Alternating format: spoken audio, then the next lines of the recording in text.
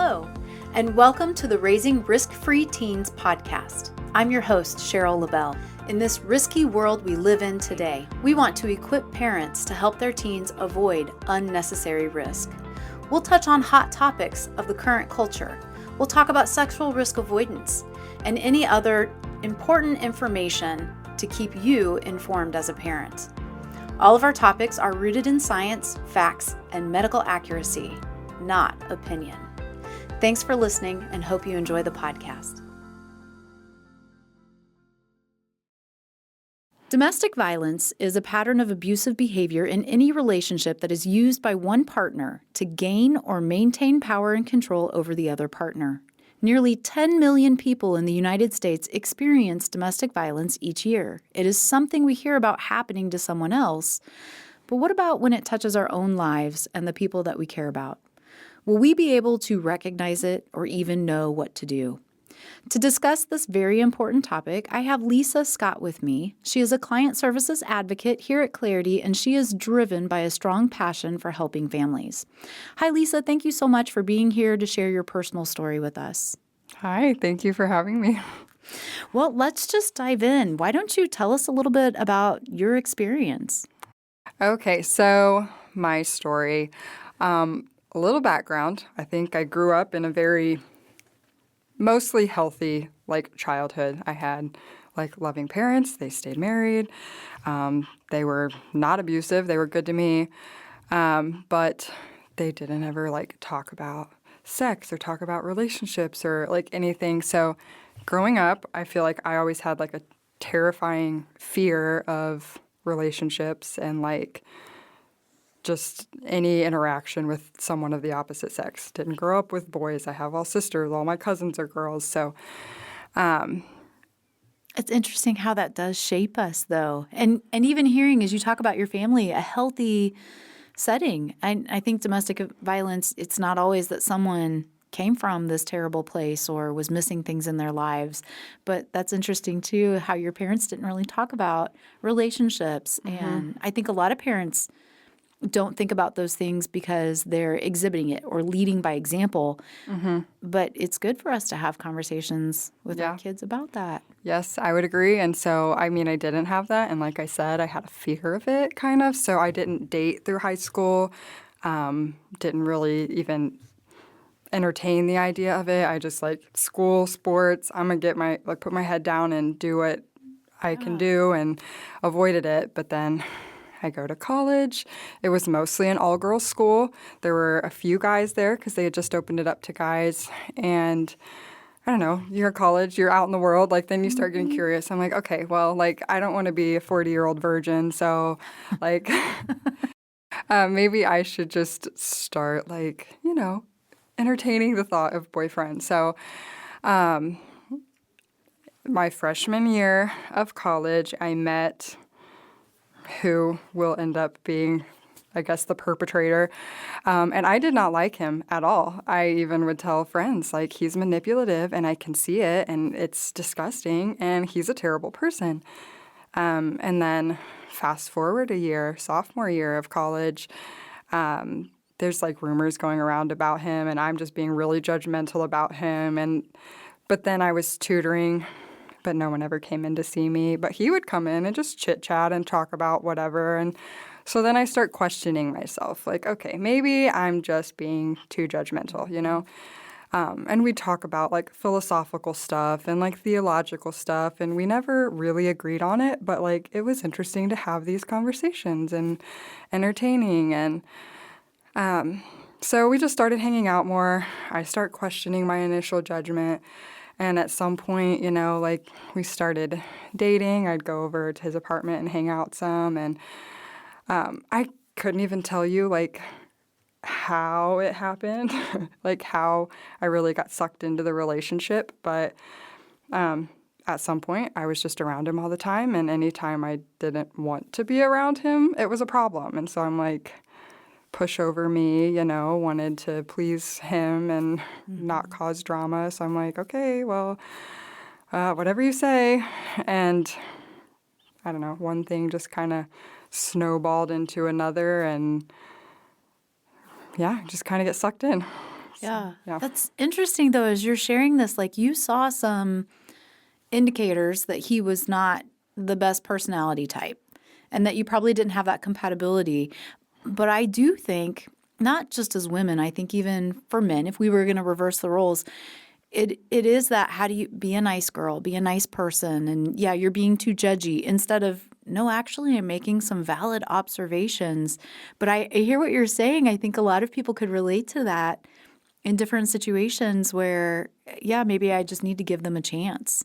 And you don't realize that you're compromising something until, hindsight's 2020. Yeah. Yeah. And to kind of wrap in, I was talking about like my fear of boyfriends and stuff. Like, so again, don't know how it happened, but at some point, like we started getting like physical, and he was the first person I ever kissed, So then it's like, even though it, started with just a kiss, like then you feel like a tie to him. And I always thought growing up, like, I'm just going to have one person, like whoever I'm with is going to be the person for life. I'm going to make the right choice. And when I was realizing that I hadn't, I was proud and stubborn and was like, I'm going to make this work because I have crossed a line here that I didn't want to cross. So, but he also would use that against me and kind of use like, well, the Bible says X, Y, Z. And so then I would like have a feeling like, I don't know, I wanted to be a good Christian girl, So then I'm like, well, maybe he's right. Like once we had crossed that line and had sex, I'm like, okay, well, maybe that means like biblical terms, we are married because we had sex and there's that soul tie. So now I'm like stuck with this person. And it doesn't make sense now talking about it. But when you're in that area of confusion and where he would kind of twist things all the time, then I'm doubting my own logic. And then I'm just like, I don't know. And it was easier just to go along than to, I don't know, than to trust myself, I guess. Yeah. So. But I think that that's probably a common story, what you're sharing and how you felt. I think there's probably a lot of people out there who've experienced this that could relate to that. And as I'm hearing you talk about this, we don't always realize, especially if we've been in a lot of relationships or dated a lot of people, we sort of desensitize ourselves to how much hand-holding and hugging and kissing maybe we've done with other people. But that first time, I think a lot of people remember who their first boyfriend or girlfriend was because it wasn't just the first. It is so emotional. Your brain is releasing these chemicals. Even hugging someone, your brain releases chemicals that says, I can trust this person. It's telling your nervous system like they're a good person in your life, that this is okay. And there's that natural progression that in a relationship it does escalate and you want to express things. And I can totally understand your thought process and your experience, and looking back, it's easier to be harsher on ourselves, right? More judgmental or critical. I should have known, but you didn't know what you didn't know in the moment. I think so many people too, any kind of relationship, whether it ends in a good place or a bad place.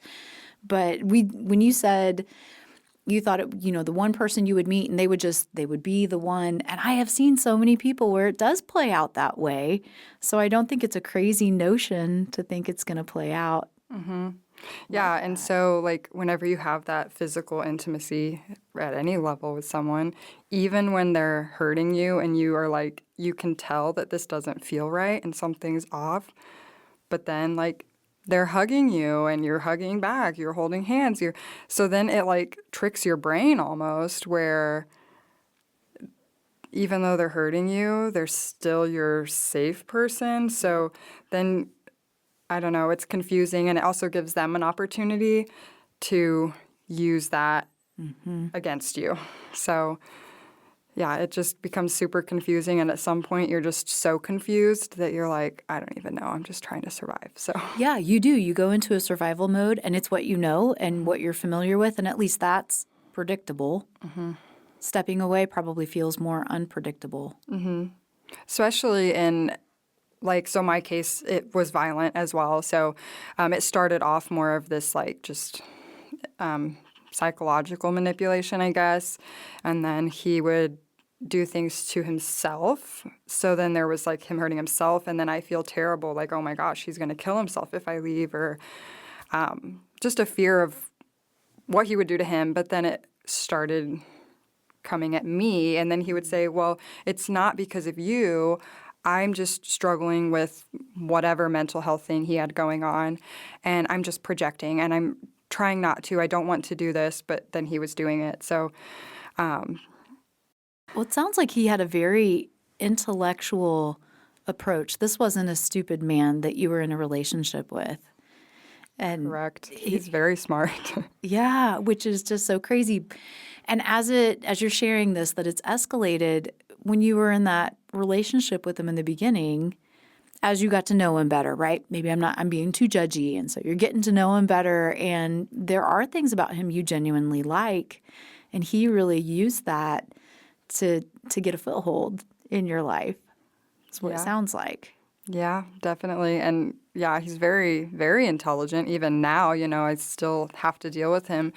But yeah, very intelligent. And he always prided himself in his chess playing ability. He played chess his whole life. But with that, he views strategy. people as pawns, people as chess pieces. So life is just a game to him. And how can he position himself to beat people, even if it's supposedly the person he loves and wants to spend the rest of his life with. So, yeah. And using the things that you cared about, like faith and your understanding of Scripture, and using that to manipulate and coerce. And I think a lot of people do that, whether it's faith or family rituals or just guilt and shame.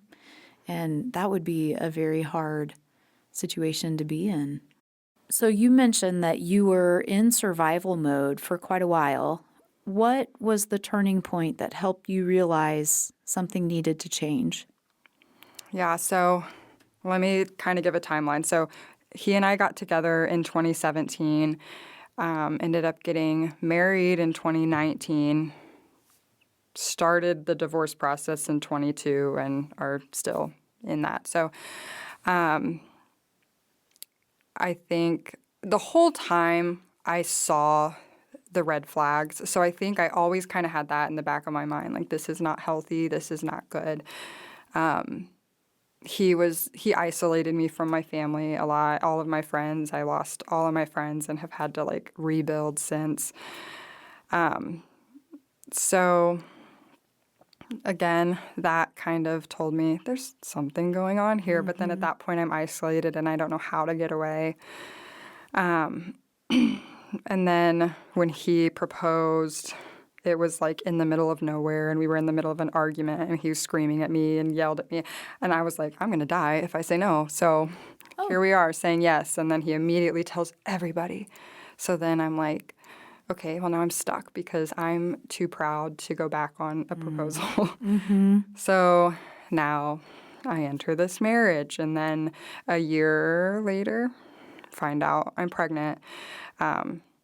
And I now have the most beautiful little girl. But so then she was born in 2021, and all throughout this whole time, he's been physically abusive, mentally abusive, all of that. And of course, mother instinct is this isn't healthy, but this is his kid, and we're married, and I don't have any friends, can't contact my family, so here I am, stuck. So we have our daughter. I'm still staying with him. About 3 months after she's born, we went on this trip, and at this point, over the last few months or so, he'd been getting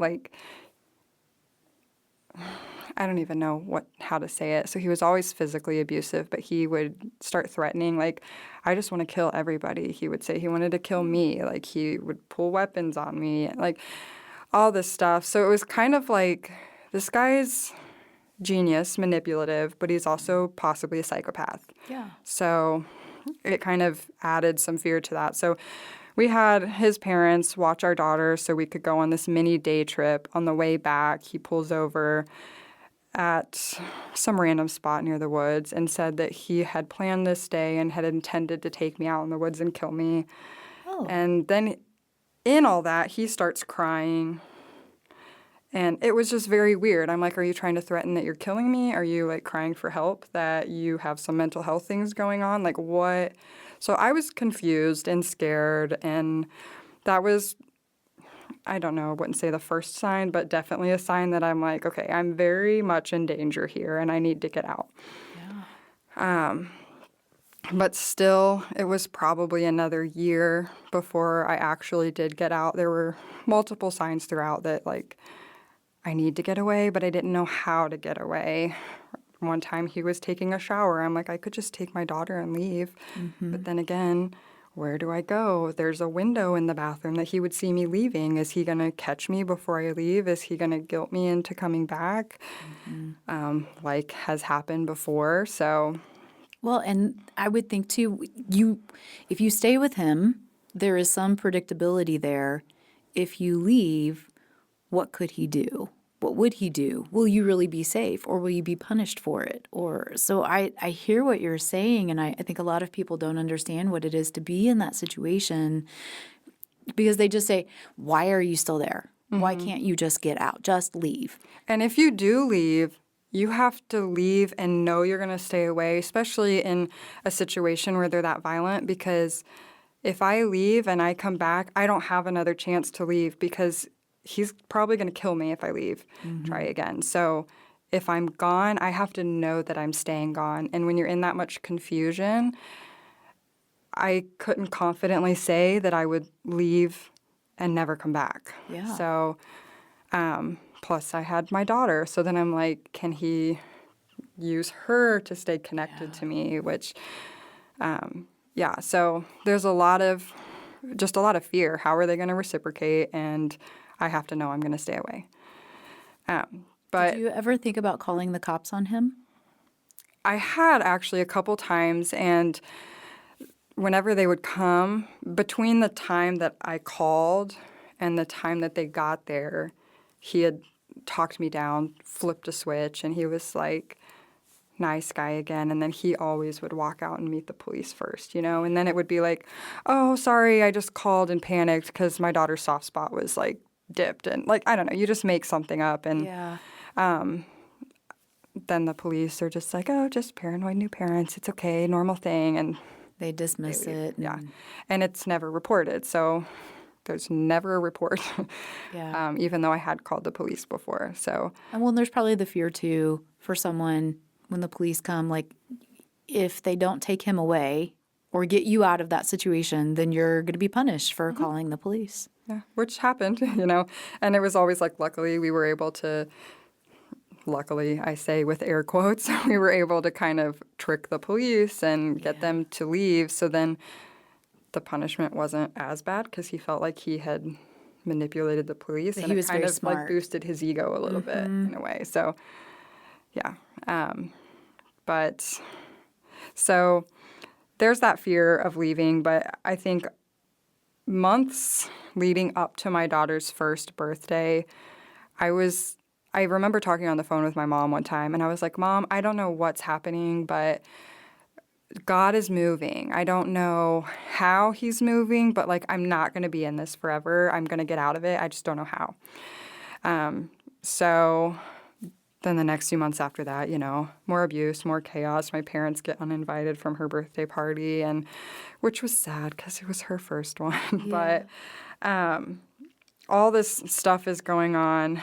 And then a couple months after her first birthday, he had a dentist appointment that I took off work for. I take him to the dentist appointment. He had like a root canal or something. So he's on medicine, like drugs that are making him a little loopy. While we were at the appointment, he's talking to the doctor, the nurses, all this, and very friendly, very kind. As soon as we got in the car, he was like, I'm in pain and I'm going to, what exactly did he say? Something about he's in pain, he doesn't feel good, he's going to take it out on somebody, and he's going to take it out on me.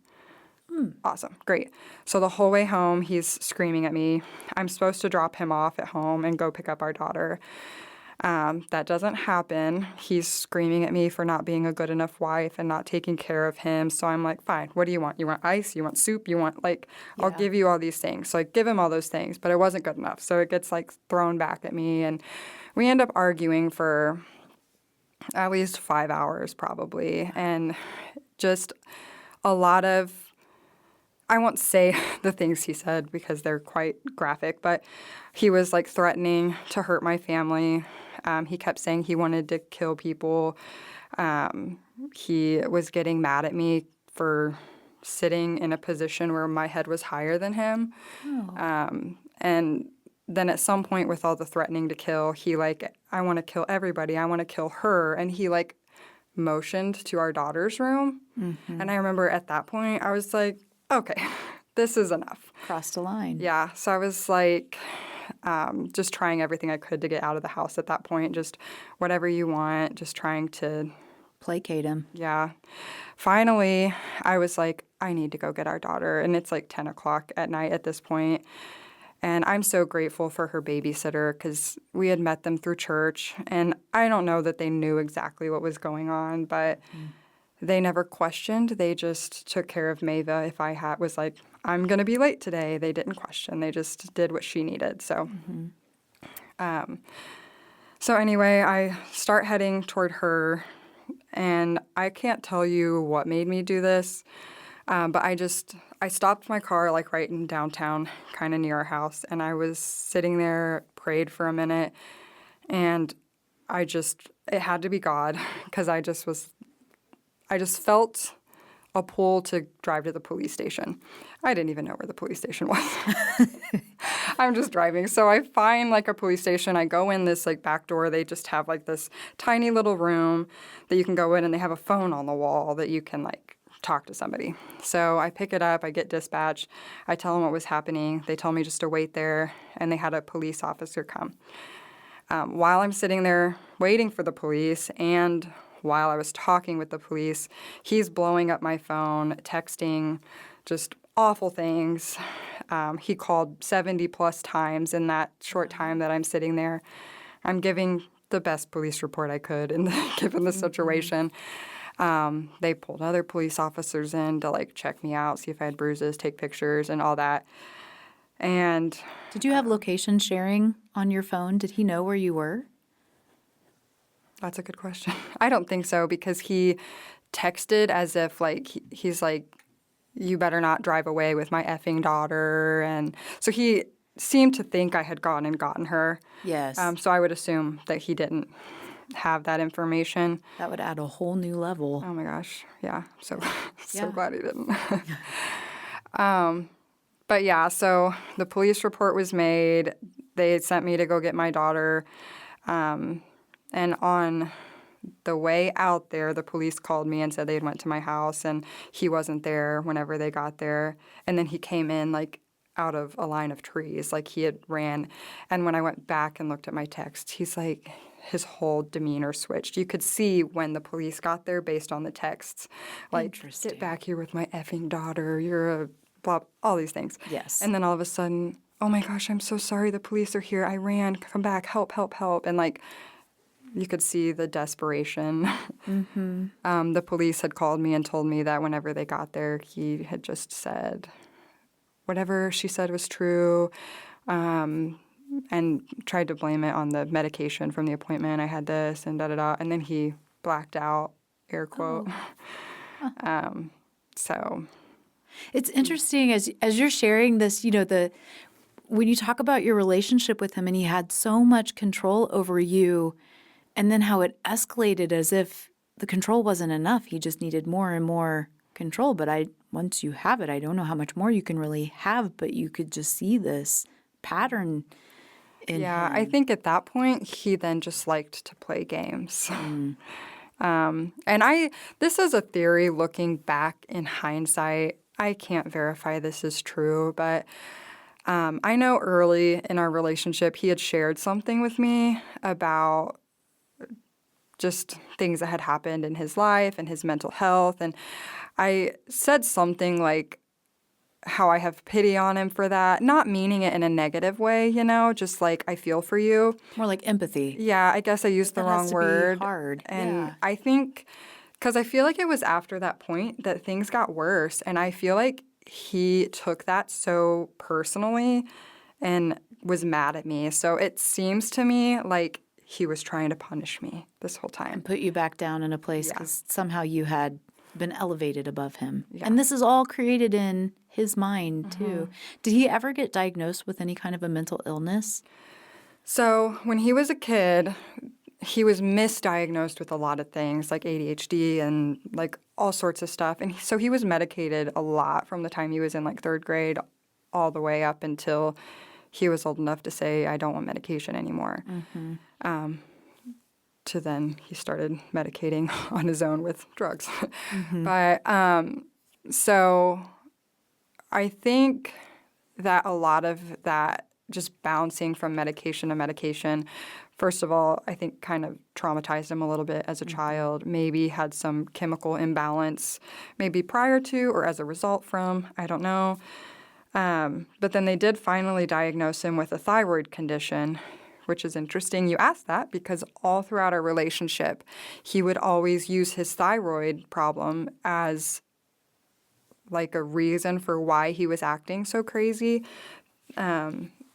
And he would always, especially when he was in the middle of a rage, like, it's just a thyroid storm. Like, can't you be an empathetic wife and, like, help me? And but if you look up thyroid storms, that's not what they are. Yeah, right. Right. And I don't want to peg something or stigmatize mental illness means that hurting other people, because that's not, it can, but that's not always what it is. I just was curious if anything like that came out through. Some people are just not great people. Yeah.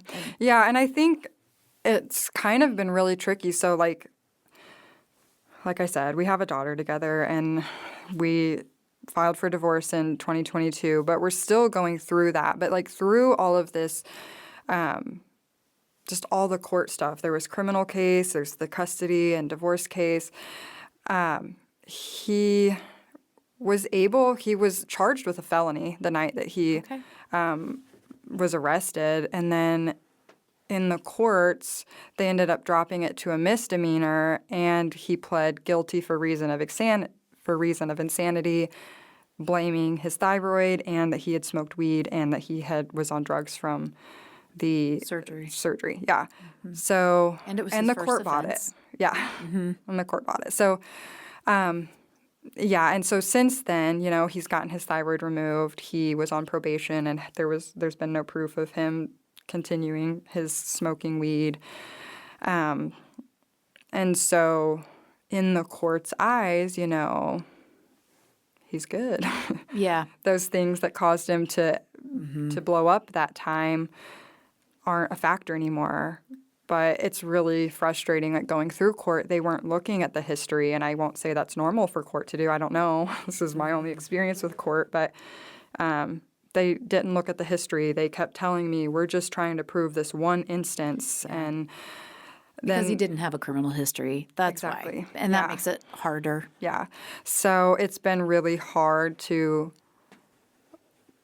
just get people to see get the people who need to see what was going on to actually see what was going on. And so he still uses those things as manipulation, and I think has fun manipulating and controlling through the court, and is in no hurry to get this divorce over. That'd be really hard. So do you have support people around you? Because if you were isolated before and you weren't as close to your family, and then the police were a factor, and especially in arresting him, that gave you opportunity to go back to your house to get things that you needed and really a way out. Have you created a community of supporters for you and your daughter? Yeah. So the time, like while we were married and living together, we had moved out pretty far, an hour from his family and 2.5 hours from my family. So we were kind of isolated out there a little bit, but turns out he had extended family out there. And I'm sharing all this because it kind of shows how God was moving way before we separated. He had some extended family out there that he didn't really know that well, but when we moved out there, they had invited us to a baby shower. I went to the baby shower, so I got connected with a church out there, and I got connected with some of his extended family. So the whole time we were out there, I was going to that church, and that's where, like I had mentioned earlier, I met the family that was watching my daughter and multiple other people. So fast forward to the night he was arrested. When I was going out to get my daughter, I passed that church. And even though it was like 9, 10 o'clock at night, the lights were on at the church. So I went ahead and popped in there before I went out. And they had like a men's group going on there. And the dad in the family that always watches my daughter was there. And so I went in and I was asking for the pastor. Pastor wasn't there, but he was there. And another guy that I had gotten to know through the church was there. So they pulled me aside and talked to me. I told him what was going on. And the dad from that family, they're such wonderful people. The dad from that family just, like, he left the men's group thing. And he drove behind me back to his house. We worked out a plan with them. So they kept Mava while he went back with me to my house, gathered the essential things that I needed. I didn't know if they were going to keep him in jail or what, so I didn't want to be at home. So they took me to their house, and I stayed with them overnight with my daughter. And then the next day, they kind of helped me, call the domestic violence shelter and just all the people I needed to call, got a hold of my parents and all that. So, they were such a blessing, and God was building that community around me way before I even knew I was going to need it. I stayed up in that area for quite a while, and I had that kind of support around me. But eventually, I needed just more support, so I did come back to where my family was. And so, I currently actually live with family. I have family that watches my child and all of that. So, and it's been nice too, because I grew up here. So, I run into people I went to school with, and it surprises me every time that I'm so excited and happy to see them. And I actually realized just the other day that I've kind of avoided going to the places that I frequented all the time when I was still living here. Mm-hmm. And I don't know if it's shame that makes me not want to go back and have to face what happened to me all this time or what. But I'm always so happy when I do face it. I'm oh my gosh, I'm so glad to have you people back in my life. But so. That is so helpful too, to see that the support people in your life, it may not be family, but we can be looking elsewhere, outside. It's great to hear a good story where police come into play, and just how that all, I know it took you a really long time to get to that point, but it just sounds like things really came together to help you and your daughter, which is so great. All right, well, let's go back a little bit.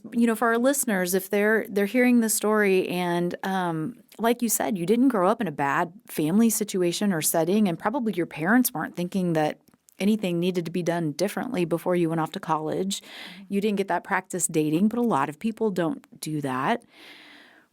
What advice would you have for parents if they see their children, whether they're teenagers or even young adults, getting into some situations? What could they say that could help open up a conversation?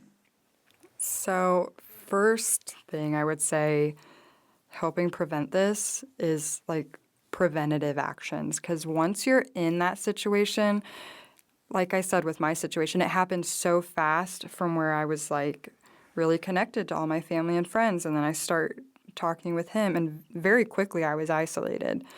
And so, and even if they had said something, and a couple people did, I wasn't in a place where I could hear that, because I had so much fear and pressure from him and me being, for lack of a better term, a pushover at that time. I was I can't not listen to him. I can't not please him. I can't.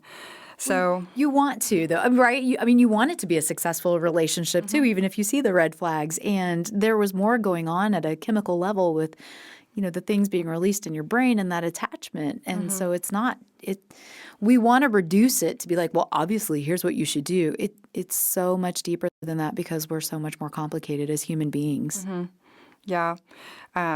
So, I would just, I guess, encourage parents, have conversations about relationships and sex and the reality of it. What actually happens to your body when you have sex? What about, soul ties? What about, the chemicals that your body's releasing, that their body's releasing, like, and maybe parents don't know all that, but maybe try to find out and help your child to understand what sex actually is, because the culture is not telling them. No.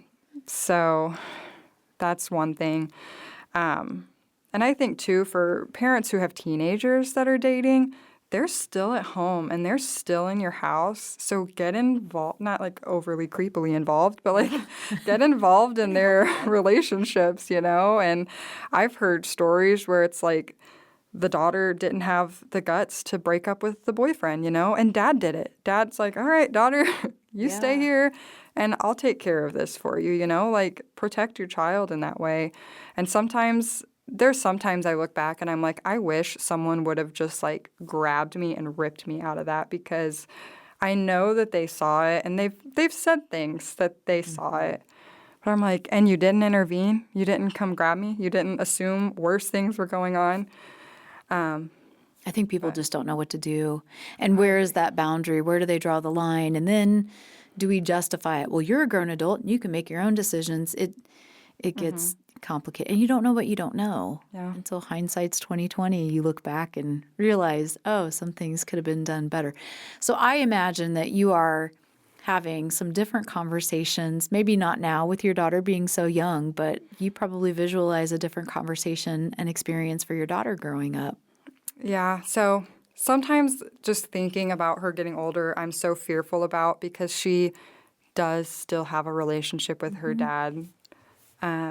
And I don't necessarily think it's healthy at this point. So then I'm fearful at like what it's going to look like in the future for her, especially like little girls create an image of what their relationship is going to be like when they're older based on their relationship with their dad. Yeah, it's that attachment. Yeah. So she's currently learning that manipulative relationships are normal and okay. And so that's kind of hard. But I mean, here's my goal. So we'll see how it plays out in the next 16 years. But is to be open with her on these topics, you know. And I think it's been very helpful for me, like working here at Clarity too, learning for myself more about just the woman's body and sex and all of that stuff, because it helps me to potentially be able to have better conversations with her whenever she's getting older. And I try to have conversations with her even now about tricky people, and it's hard too, because the tricky people are in very close proximity to her, and I know they are. So trying to just help her to be able to think for herself, and to always lean back on the word. Like, I always try to point her back to like, okay, well, if the Bible says this and we're seeing something different, we need to go with what we see in the Bible and trust what the Bible says. And my mom had a really good tip for me of like going through 1 Corinthians 13, love chapter, and teaching her to plug people's names into there when she's trying to see if they're a loving person. Right. Do they have your best interest at heart? And if Yeah. it's something that serves them, then that would be a warning sign. Yeah. So it's really hard. And I know dealing with an abusive relationship as an adult is hard and can screw up your brain pathways. So then I'm like, well, she's tiny and her pathways are being formed now. So it's kind of heartbreaking to me to see that this is something that's being formed now and that I have to work on like reversing all the, like always through her like childhood and into her teenage years. And I don't know. I mean, it's kind of hard to, even going through it, people ask me all the time when they know someone who's in it, well, what can I do? I'm like, when they're in it, you just have to pray for them and be a voice of truth, but they will leave when they're ready to leave. Be there and continually be there to support them. So when the time is ready, you can help make in sure those they know ways. that you're there. And that's one thing that I think my family did very well, is that like as soon as I was out of that relationship, I call my parents, and I went home for a while, and they were right there again. And it's kind of funny, like I'm gone for 3 years, and then all of a sudden I'm back. So people be like, Lisa, you're here. Yeah. I'm like, I'm back. Yeah. I think you're very mindful and aware of what the possible outcomes could be for your daughter, some of her struggles and things like that. And I will commend you for being so intentional as you work towards that. And I bet you will be imparting some really great advice and direction on her. She might just turn out to be a really smart cookie one day, to be able to see it all. We all hope the best for our kids, right? But I think with the situation that some parts of it you don't have control, I just want to encourage you. I think you have a really great attitude about raising her and what you can do, with that. Yeah. Well, so other advice, are there any other resources or words of wisdom that you would pass on to parents of teens or even those individuals who might be in the situation looking for a way out? Well, for people who are in the situation, just trust yourself, because I think it's probably more common that people see the signs and just ignore it or talk themselves out of it. So trust what you're seeing. Actions speak louder than words. So even if they're really good with making it sound good or sound okay, if it doesn't feel right, it's not right. And don't ignore that. So, just know that there's people there that want to help you. I think we tend to kind of like not want to ask for help, but people love you. There's people in your life. Even if you feel like you don't have family that's around you, even here at work, I always try to encourage women, if they say they don't have a community, plug into a church. I don't care what your religious status is. Plug into a church. Because there are people there who want to wrap their arms around you and help, and resources and networking. There's a lot more there. Yeah, absolutely. So, and with parents, I don't know, if you pray for your kids. Just try to be really intentional to be open in talking with them. Yeah, I don't know. One thing I heard that I think was very helpful in the aftermath of getting separated from my ex is and still I struggle with it, but being so worried about my daughter and her outcome. And I don't even remember who said it or where I heard it, but someone said, you can't save your child from their testimony. And so God is writing everyone's story, and this is just her story. And I feel guilty sometimes, and I wish that it wasn't so hard, but God works through that. And He will use that to mold them into the person that He needs them to be or wants them to be. So yeah, we do. As parents, I think it's easy to carry some guilt there, to feel responsible for our children. They didn't get to choose the life they were born into, and so then you start to feel like you had some responsibility with that, even though we didn't necessarily make life happen. But I have come to learn and come to see, because there's a lot of family systems in psychology, when you look at, evaluate all the things, and sometimes that's really helpful. But at the end of the day, your kids are going to be their own people. And they're going to make their own decisions, no matter what you did or didn't do. And it's amazing sometimes how great they turn out. And we have to go through some of the hard things to come out better on the other side.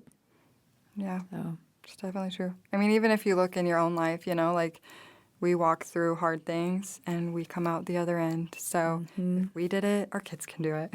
That's right. That's right. Well, thank you so much for sharing your story and being vulnerable with all of the things. I really appreciate it, and I think it's helpful for us to hear other people's stories to understand what that looks like from another perspective, and to try and help us too. We can't control the relationships our kids are in. Just as we were saying, we try to equip them. We try to be preventative and empower them. But our kids are still going to make some decisions. And so how we walk alongside them and watch it unfold and try to be there in the end, that goes a long way. So Thank you so much, Lisa. You're welcome. Thank you. Hey, thanks for listening. This podcast is brought to you by Clarity of Central Indiana. We hope you enjoyed today's topic. Be sure to leave us a review and share with your friends. You can find any links mentioned in the episode notes. Always remember that you have value, you have worth, you matter.